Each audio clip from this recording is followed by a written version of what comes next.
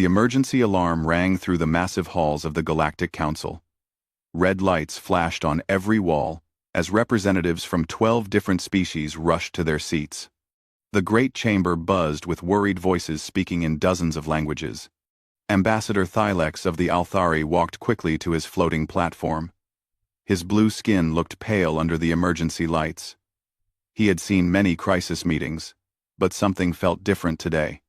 The panic in the air was thick enough to taste. "Emergency session called to order," announced the council speaker, a tall being from the Centauri system.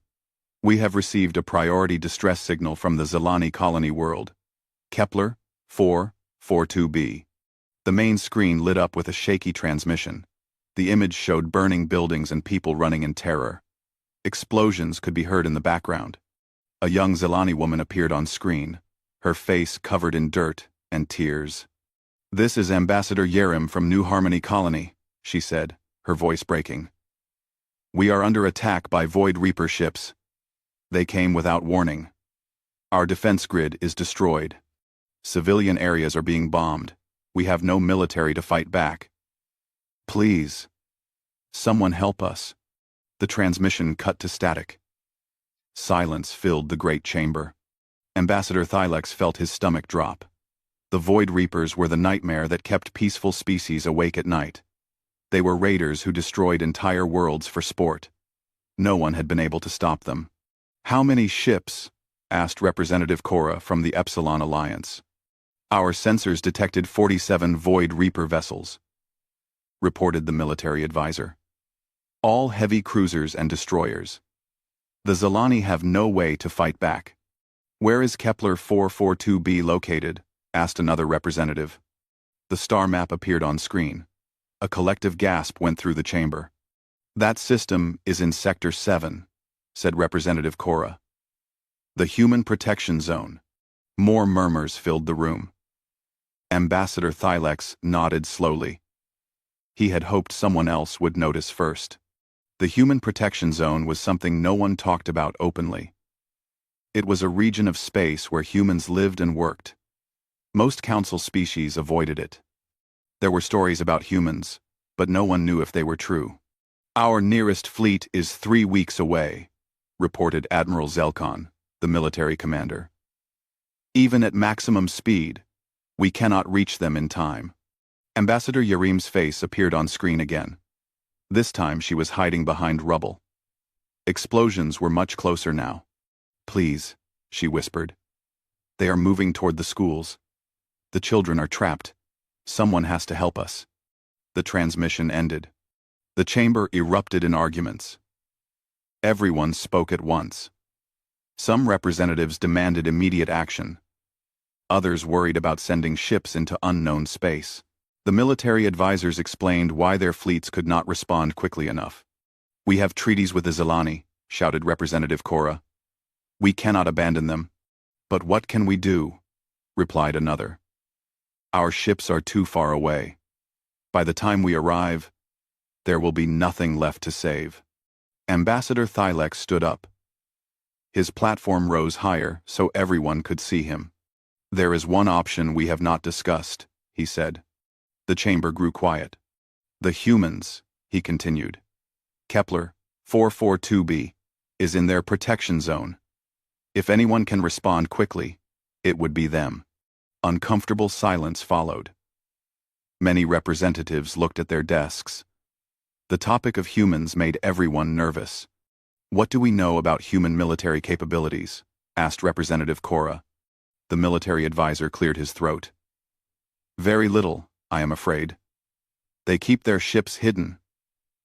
Intelligence suggests they have advanced technology, but we have no proof." "There are stories," said Ambassador Thylex quietly. "Stories of ships that appear from nowhere. Of battles that end before they begin. Some call them the sleeping predators." "Myths and rumors," scoffed Admiral Zelkon. "We cannot base military decisions on bedtime stories." "But what if the stories are true?" asked Representative Cora. "What if humans really can help?" The debate continued for hours. Representatives argued about jurisdiction and protocol. They discussed risk assessment and political consequences. They formed committees to study the problem. Meanwhile, the distress beacon from Kepler 442b continued broadcasting. Every few minutes, they received updates. The Void Reapers were moving from city to city. Millions of Zelani were dying while the council talked. Ambassador Yerem appeared one more time. She was in what looked like a basement shelter with dozens of children. "The orbital platforms are gone," she reported. "They destroyed our communications center. This is probably our last transmission. The ships are landing ground forces now. If anyone receives this message, please remember us. Tell the galaxy that the Zelani tried to live in peace." The screen went dark. The chamber was silent for a long moment. "We need to vote," said the council speaker finally. "All in favor of sending our fastest ships to attempt a rescue?" 6 hands rose. "All opposed or abstaining?" 6 hands rose. 2 representatives did not vote. "Motion fails," announced the speaker. "We do not have enough support for military action." Representative Cora stood up angrily. "So, we do nothing? We let an entire world die because we cannot agree?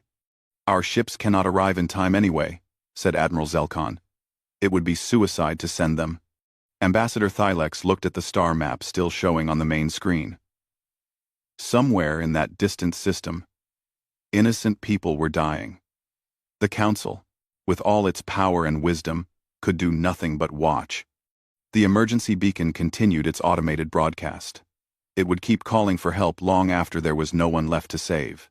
"Session adjourned," said the council speaker. "Emergency committees will continue monitoring the situation." As representatives filed out of the chamber, Ambassador Thylex remained in his seat. He stared at the coordinates on the screen. Kepler 442b was only 6 light-years from the nearest human system. If the stories were true, if humans really were what some believed them to be, then they would have heard the distress call too. The question was, would the sleeping predators choose to wake up? Outside the great windows of the council chamber, stars glittered peacefully in the void. Somewhere among them, the fate of an entire world hung in the balance, while politicians debated and time ran out. Admiral Sarah Chen was drinking her morning coffee when the alert came in.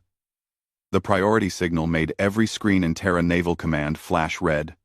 She set down her cup and walked quickly to the command center. "Report," she said to the duty officer. "Emergency distress signal from Kepler 442b, Admiral," replied Lieutenant Commander Park. "Void Reaper attack in progress. 47 enemy ships confirmed." Admiral Chen felt her blood turn cold. The Void Reapers were monsters who killed for pleasure. She had seen the aftermath of their attacks before. Entire worlds turned into graveyards. "How long since the signal was transmitted?" she asked. 6 minutes, Admiral. The signal is still active." "Show me the location." The star map appeared on the main screen. Kepler 442b glowed with a red emergency marker. Admiral Chen nodded when she saw the coordinates. Zelani Colony World. 3 million civilians. No military defense. She turned to her staff. "Activate the Shepherd Protocol." "Reader." Everyone in the command center moved faster. The Shepherd Protocol was humanity's most sacred military doctrine. When innocent beings called for help, humans answered. Politics and treaties did not matter. Only the protection of life mattered. "Signal the 3rd Predator Fleet," ordered Admiral Chen. "Full combat deployment. Operation Stalking Wolf is now active." Within minutes, alarms rang throughout the naval base. Ships that had been in routine maintenance suddenly came alive with activity. Crews ran to their stations. Weapons, systems powered up. The great machines of human war prepared to move. Captain Jin Park received his orders aboard the destroyer HSS Silent Hunter. His ship was one of 24 vessels in the 3rd Predator Fleet. Each ship was built for one purpose: to find enemies quickly and destroy them completely. "All stations report ready," announced his executive officer. "Phase slip drive online. Navigation has our course laid in. Captain Park looked at his crew. They were young, but experienced. Today we protect people who cannot protect themselves, he told them. We are the shield between innocence and evil. We will not fail. The phase slip drives activated with a sound like thunder. Space twisted around the human ships as they tore through reality itself. The technology allowed near-instantaneous travel across vast distances, but it used enormous amounts of energy. Most species in the galaxy still used slower warp drives. They thought phase slip technology was impossible. Humans had spent 50 years developing it in secret, knowing that someday they would need to respond quickly to save lives. Commander Elena Vasquez checked her combat gear one final time. She led the 1st Marine Battalion, 500 soldiers trained for orbital assault operations. Her job was to get down to the planet's surface and rescue any survivors. Listen up, she told her troops over the communication system. We are going into a hot zone. Void Reapers do not take prisoners. They do not show mercy. But we are not going there to fight them. We are going there to save civilians. The fleet will handle the enemy ships. Our job is to get every innocent person off that planet alive. The Marines checked their weapons and equipment. Each soldier carried enough firepower to level a building, but their primary tools were medical supplies and rescue equipment. Human warriors were trained to fight, but their greatest honor came from protecting others. Admiral Chen watched the fleet status reports on her command screen. All 24 ships were performing perfectly. The phase slip drives would deliver them to Kepler 442b in less than 18 hours. Council fleets would take weeks to cover the same distance. She thought about the Galactic Council. They were probably still debating what to do. Human intelligence monitored their communications. Admiral Chen knew the Council meant well, but they moved too slowly. By the time they made a decision, entire worlds could die. Humans had learned long ago that sometimes good people had to act without permission. The galaxy was full of species who wanted peace but could not defend themselves. Someone had to protect them from the predators who roamed between the stars. The fleet traveled through phase space, moving faster than light itself. Inside the ships, crews prepared for battle. Weapons were loaded. Shields were tested. Battle plans were reviewed. Captain Park studied the tactical data about Void Reaper ships. They were tough and well-armed, but they relied on fear and overwhelming numbers. They had never faced an enemy that could match their firepower and exceed their mobility. 17 hours to target, announced the navigation officer. All ships maintaining formation. Phase slip drives stable. Commander Vasquez briefed her company commanders about the mission. Intelligence reports showed that most Zilani survivors had taken shelter in underground facilities. The Marines would need to locate them quickly and establish safe evacuation zones. Remember, she told them, we are not just saving lives today. We are showing the galaxy what humanity stands for. Every civilian we rescue is a victory. Every child we protect is a reason why we exist. The hours passed slowly. Admiral Chen coordinated with human intelligence networks throughout the sector. Hidden monitoring stations provided real-time updates about the battle. The Void Reapers were systematically destroying population centers. Time was running out. Finally, the fleet dropped out of phase space at the edge of the Kepler 442b system. Sensors immediately detected the enemy ships in orbit around the planet. Smoke and fire covered half the world's surface. 47 Void Reaper vessels confirmed, reported the sensor operator. Multiple cruiser and destroyer-class ships. They are bombing civilian targets. Admiral Chen felt anger rise in her chest. These monsters were murdering innocent families, while the galaxy watched helplessly. All ships, implement silent hunter formation, she ordered. Stealth systems active.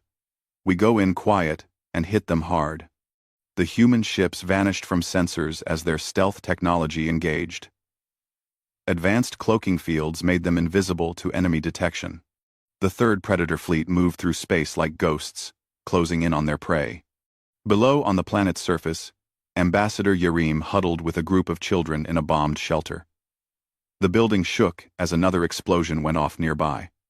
She had given up hope hours ago. Then something impossible happened.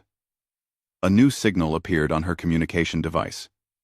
It was not from the Galactic Council. The message was simple and direct. "This is Admiral Sarah Chen of the Human Naval Forces. We have received your distress call. Help is coming. Stay hidden and keep your people safe. We will handle the rest." Ambassador Yareem stared at the device in shock. Humans were coming to save them. The predators were awakening. Commander Calthan of the Void Reaper flagship studied the burning planet below with satisfaction. The Zilani had put up no real fight. Their orbital defenses had crumbled in minutes. Now his ships were finishing the job, destroying every city and settlement they could find. "Sir, we are receiving a transmission," reported his communications officer. Calthan frowned. "From the planet?" "No, sir. From space. Unknown origin." "Put it on screen." A human woman appeared on the display. She wore a crisp military uniform and spoke with calm authority.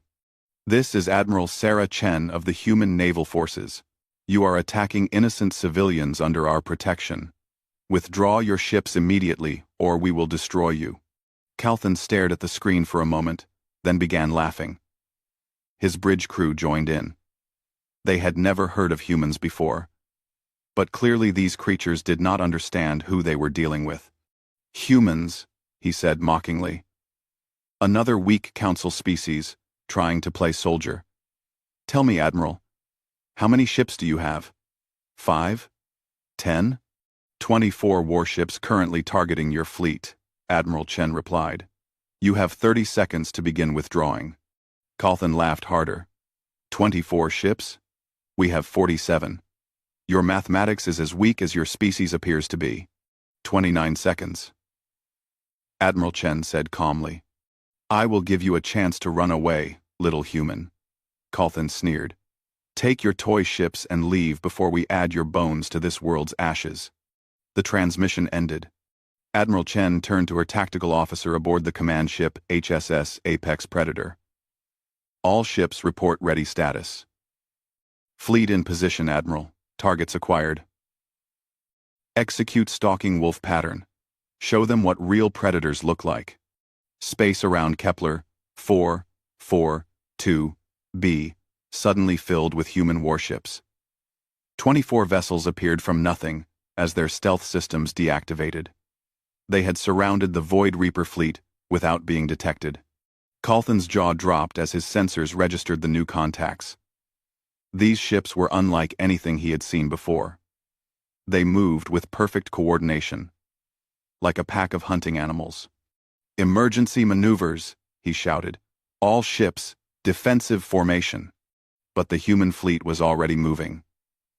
Captain Park's destroyer squadron struck first, hitting 3 Void Reaper cruisers with precision plasma lance fire. The enemy ships exploded before they could return fire. Wolfpack Alpha engaging targets 7 through 12. Captain Park reported calmly. All weapons firing. His destroyers moved in perfect formation, each ship covering the others. They had trained for thousands of hours to fight as one unit. The Void Reapers, who usually relied on chaos and fear, found themselves facing an enemy that was better organized and better armed. Commander Vasquez's assault transports launched toward the planet while the battle raged above. Her Marines would establish rescue zones and evacuate civilians, while the fleet dealt with the enemy ships. "Atmospheric entry in 3 minutes," announced the pilot. "Surface teams, prepare for immediate deployment." The human weapons were far more advanced than anything the Void Reapers possessed. Quantum torpedoes tore through enemy armor like paper. Plasma lance arrays could destroy multiple targets with single shots. The technology gap was overwhelming. Calthan watched in horror as his ships died around him. These humans fought like nothing he had ever encountered. They moved with the coordinated precision of true predators. "All ships, Concentrate fire on their command vessel. 6 Void Reaper ships turned their weapons on Admiral Chen's flagship. Massive energy beams struck the human ship from multiple directions. The human shields absorbed the attack without difficulty. Their shields are still at full power, reported Calthan's tactical officer in disbelief. Admiral Chen's voice came over the communications channel again. You had your chance to withdraw. Now you face the consequences. The HSS Apex Predator opened fire with its main weapons. A concentrated beam of pure energy struck Calthan's flagship. The Void Reaper ship's shields collapsed instantly. Secondary explosions tore through the hull. On the planet's surface, Commander Vasquez led her Marines through the ruins of New Harmony City. They found Ambassador Yarim and the children hiding in a bombed shelter. "Ma'am, I'm Commander Vasquez, Human Marine Corps," she said gently to the frightened Zelani woman. "We're here to get you to safety. Number C. OC. We have our Menacli. We have our Menacli. We have our Menacli. We have our Menacli. We have our Menacli. We have our Menacli. We have our Menacli. We have our Menacli. We have our..." Ambassador Yarim looked at the human soldiers in amazement. They moved with confidence and purpose, but their faces showed kindness and concern for the civilians. "How many ships do you have?" she asked. "Enough," Commander Vasquez replied. "Our fleet is handling the Void Reapers. Your people are safe now." The Marines worked quickly to evacuate survivors. They carried injured civilians on their backs and shielded children with their own bodies when debris fell from the sky. Every human soldier understood that protecting innocents was their highest calling. In space, the battle was ending quickly. Human tactical superiority was complete. The Void Reapers had never faced an enemy that could match their firepower and exceed their mobility and coordination. Captain Park's destroyer squadron had destroyed 8 enemy ships without taking any damage. The human vessels moved through the battle zone like dancers, each step planned and perfect. "Sir, 15 Void Reaper ships are attempting to flee," reported his tactical officer. "Let them try," Captain Park replied. "Signal the intercept squadrons." Human ships appeared in the path of the fleeing Void Reapers. The enemy vessels found themselves trapped in a carefully planned ambush. There was nowhere to run. Commander Calthan's flagship was dying around him. Emergency lights flashed as systems failed one by one. He had never imagined that his fleet could be destroyed so easily. "Sir, we're receiving another transmission from the humans," his communications officer reported. Admiral Chen appeared on screen again. Her ship showed no damage despite being the focus of concentrated enemy fire. "Commander Calthan, your fleet is defeated. Surrender now and your remaining crews will be treated according to galactic law. Continue fighting, and we will destroy every ship you have." Calthan looked around his ruined bridge. Half his fleet was already destroyed. The remaining ships were outmatched and surrounded. He had built his reputation on being unstoppable, but these humans had made him look like an amateur. "How?" he whispered. "How did you beat us so easily?" Admiral Chen's expression was hard as steel. "Because we are predators who choose to protect instead of destroy. We have spent generations preparing to face monsters like you." More Void Reaper ships exploded as human weapons found their targets. The battle was no longer a fight, it was an execution. "Surrender," Admiral Chen said again. "This is your final opportunity." Calthan looked at his tactical display. Only 12 of his ships remained functional. They were surrounded by human vessels that moved like living things and struck like lightning. For the first time in his career, the terror he had inflicted on countless worlds was turned back on him. He understood now why peaceful species across the galaxy whispered about the sleeping predators. They had awakened, and they were magnificent and terrible to behold. Ambassador Thylek sat in his private office reading intelligence reports when his assistant rushed in without knocking. The young Althari's face was pale with shock. "Sir, You need to see the news feeds from Kepler 442b immediately. Thylex activated his display screen. What he saw made him drop his morning drink. Battle at Kepler 442b concludes in human victory. Void Reaper fleet destroyed or scattered in 18-hour engagement. Zelani population rescued by human marine forces. The images showed human warships in perfect formation above the planet. Massive Void Reaper vessels floated as burning wreckage. Transport ships moved between the surface and orbital stations, evacuating survivors. 18 hours? Thylex whispered. The council meeting was still going on when this battle ended. He activated his communication system and called an emergency session. Within an hour, all 12 council representatives had gathered in the Great Chamber. The mood was very different from their last meeting. "How is this possible?" demanded Representative Cora. "Our intelligence said the nearest human settlements were days away from Kepler 442b. Admiral Zelkon, the council's military commander, stood at the central podium looking embarrassed. "It appears our information about human capabilities was severely incomplete." The main screen showed footage from the battle. Human ships moved with impossible speed and coordination. Their weapons destroyed Void Reaper vessels that had terrorized peaceful species for decades. "Where did these ships come from?" asked another representative. "We had no tracking data showing human fleet movements." "They appeared from nowhere," Admiral Zelkon admitted. "Our sensor networks detected nothing until the battle was already over. Their stealth technology is far beyond anything in our databases. There are sensor networks."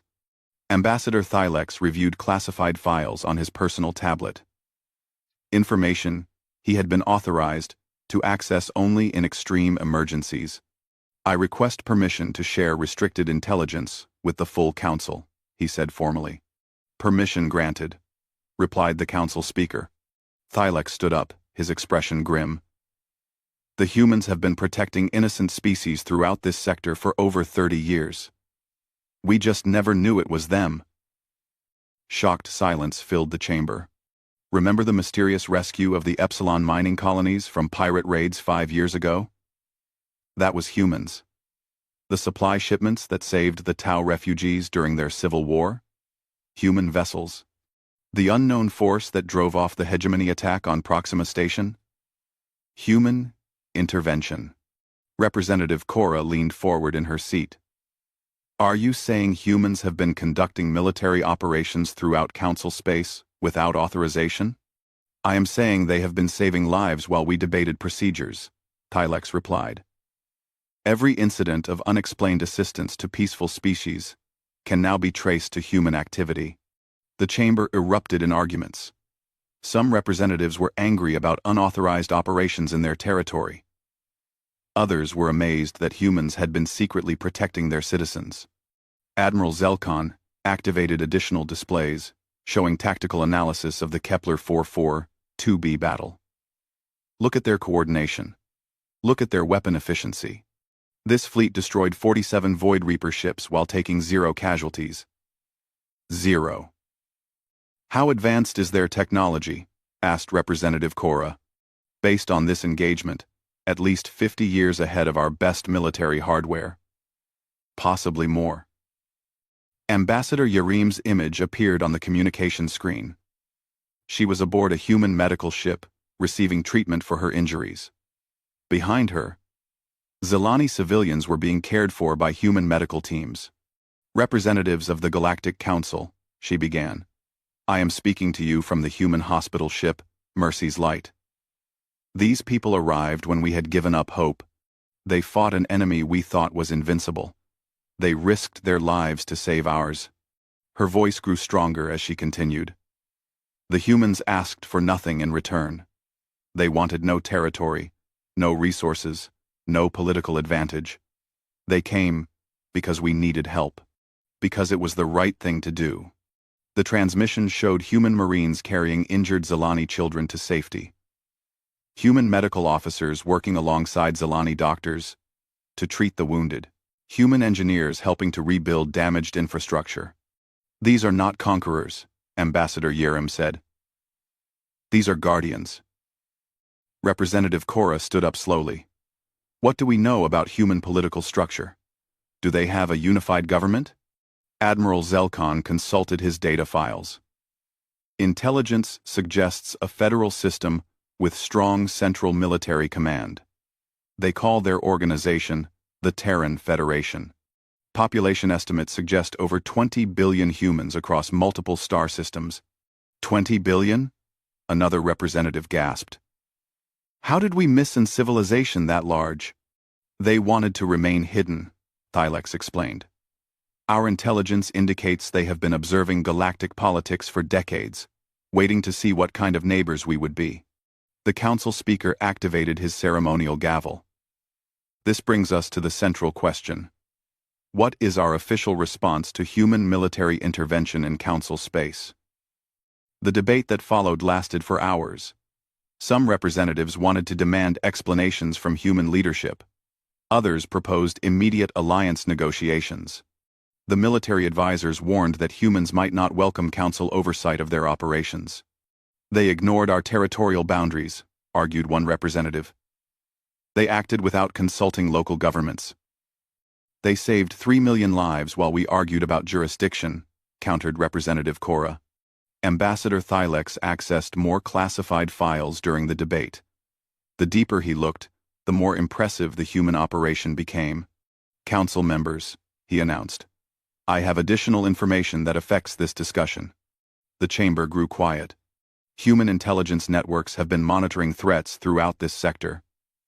They knew about Void Reaper movement patterns weeks before the attack on Kepler 442b. They positioned their fleets for rapid response. He activated a star map showing human ship movements over the past month. They have been protecting us, without us even knowing threats existed. Ender call. The realization hit the chamber like a shockwave.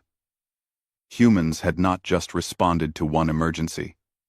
They had been actively defending council territory for years. Vote, called the council speaker. All in favor of recognizing human protection zones and opening formal diplomatic contact? 10 hands rose. All opposed? 1 hand rose. 1 abstention noted. Motion passes. Representative Cora stood up. I volunteer to serve as first council ambassador to the human government. Seconded, said Thylex immediately. The council speaker nodded. Ambassador Cora, you are authorized to establish formal contact with human leadership. Your mission is to thank them for their protection and negotiate a framework for future cooperation. As the session ended, Ambassador Thylex remained in his seat looking at the star map. Red dots marked locations where humans had secretly intervened to protect innocent species. There were dozens of them. The sleeping predators had been awake all along. They had been watching and protecting, while the council talked and debated. Now, finally, it was time to work together. The galaxy was about to become a much safer place for everyone who chose peace over conflict. And for those who chose to prey on the innocent. The shadows held new dangers that moved with the swift and terrible purpose of awakened guardians. 3 weeks after the battle, Admiral Sarah Chen walked through the rebuilt streets of New Harmony City. Human construction teams worked alongside Zelani engineers to repair the damage. Children from both species played together in the temporary shelters. The recovery had been faster than anyone expected. Human emergency response teams had arrived within days of the battle, bringing supplies, medical equipment, and engineering expertise. What had seemed like months of rebuilding work was already half complete. Commander Elena Vasquez found Admiral Chen near the memorial wall where the names of Void Reaper victims were carved in stone. Human and Zelani families stood together, leaving flowers and remembering the lost. Admiral, the council delegation has arrived, Commander Vasquez reported. Admiral Chen nodded. She had been expecting this meeting since the Galactic Council voted to recognize human operations. It was time to discuss how humans and council species could work together. The meeting took place in the temporary government building. Ambassador Yerim sat at a polished table across from Admiral Chen and her staff. Ambassador Thylex had traveled from the council chambers to represent galactic interests. Admiral Chen, Ambassador Thylex began. I want to thank you personally for what your people did here. The council has reviewed the battle records and survivor testimony. Your response was remarkable. We did what anyone should do when innocent people call for help. Admiral Chen replied simply. Ambassador Yerim leaned forward. Admiral, the Zelani Council has voted unanimously.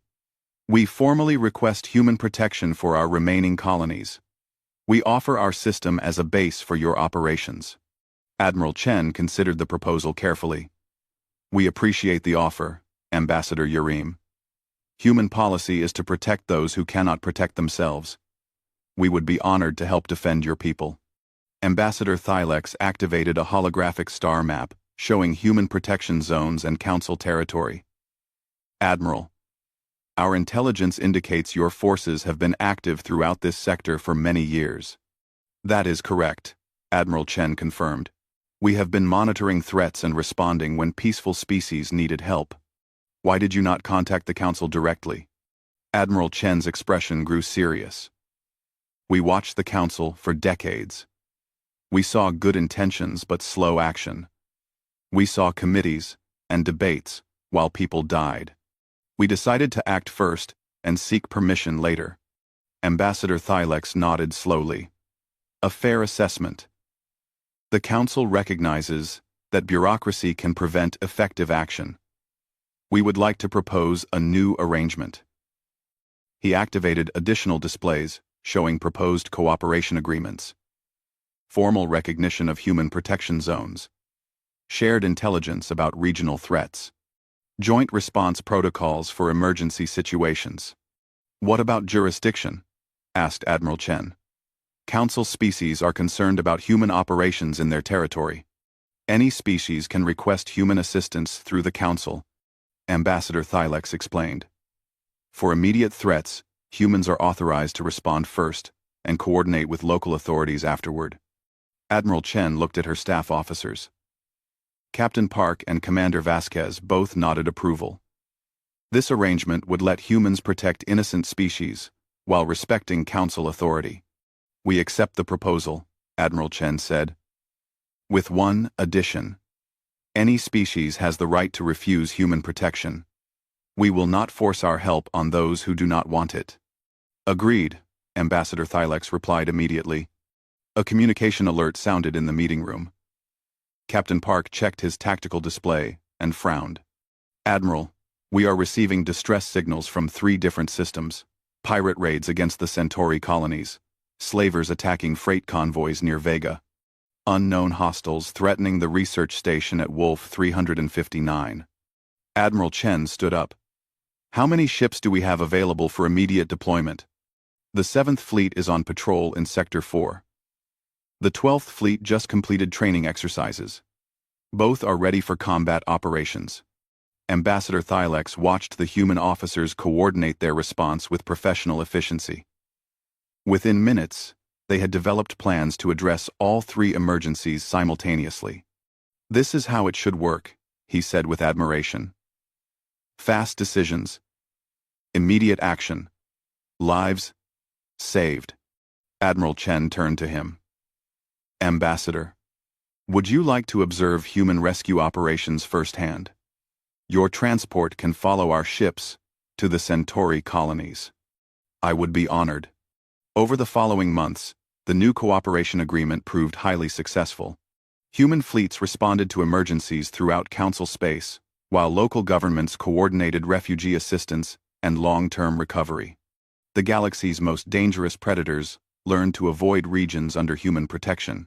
Word spread that attacking innocent species would bring swift and overwhelming retaliation from the Guardian fleets. Captain Park's destroyer squadron became famous for their rapid response times and perfect mission success rate. They could appear anywhere in the sector within hours and eliminate threats before local authorities even knew danger existed. Commander Vasquez's Marine battalions specialized in civilian evacuation under combat conditions. They had saved over 500,000 people from various emergencies and never lost a single person under their protection. 6 months after Kepler 442b, Ambassador Thylex stood in the observation deck of a human space station. Below him, construction ships from a dozen species worked together to build the first joint Human Council defense platform. Ambassador Yarim joined him at the viewing window. Her people had become some of humanity's strongest advocates in the galactic community. "It is beautiful," she said, watching the massive structure take shape. "Different species, building something together, instead of fighting." Ambassador Thylex nodded. The Council spent centuries trying to maintain peace through treaties and negotiations. Humans achieved more security in 6 months, through strength, guided by conscience. "What do you think changed?" Ambassador Thylex smiled. "We learned that sometimes the best way to keep peace is to be ready for war. And humans taught us that true strength means protecting those who cannot protect themselves." A new ship appeared near the station, sleek and powerful. It was the newest addition to the human fleet, built with technology shared by grateful Council species. Admiral Chen's voice came over the communication system. "All stations. This is Admiral Chen. We have received multiple reports of Void Reaper survivors regrouping in the Outer Rim. The 3rd, 7th, and 15th fleets are moving to intercept." Ambassador Thylex watched the human ships prepare for departure. They moved with the same coordinated precision he had witnessed at Kepler 442b. Efficient, deadly, unstoppable. But what impressed him most was not their military power. It was their commitment to using that power only to protect innocents. The sleeping predators had awakened not to conquer, but to guard. They had become the shield between civilization and chaos, the sword that struck down those who preyed on the weak. The galaxy was safer because humans had chosen to care about strangers. They had turned their predatory instincts toward protection instead of domination. As the human fleets departed to face the remaining Void Reapers, Ambassador Thylex felt genuine hope for the first time in years. The universe was vast and dangerous. But it was no longer a place where evil could act without consequences. Somewhere among the stars, monsters still lurked in the darkness.